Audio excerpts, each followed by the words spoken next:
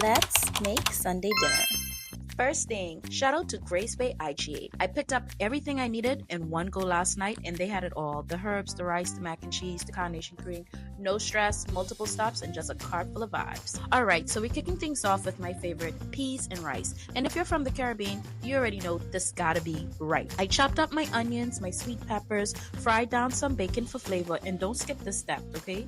And then I toss my herbs. After that, I add my tomato paste, kidney beans, and my seasonings to get that rich color and taste.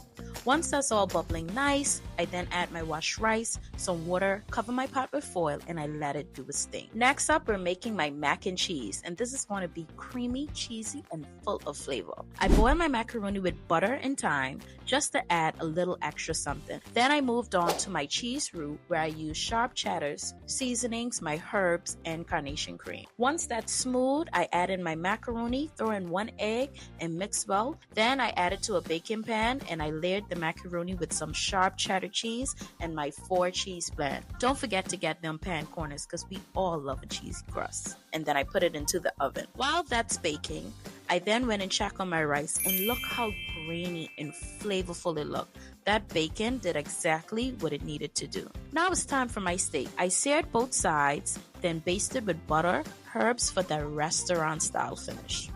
Next up, I made a mushroom sauce where I sauteed some mushrooms.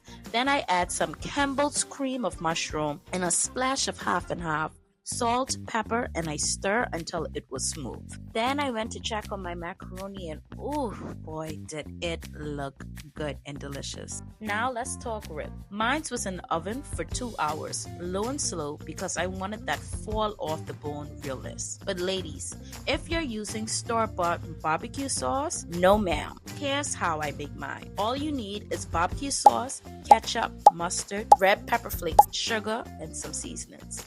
Now I give that all a good stir and then I slather it all over my ribs, no dry spots, and back in the oven they go. Now I couldn't be a good grandtop gal without making some cake, alright?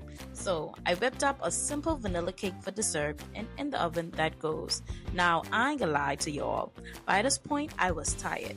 So I forgot to record the final moment, but here's a pic of the plate all put together. Sunday dinner was a whole experience. So until next time, cook with love, season with soul, and eat like a queen.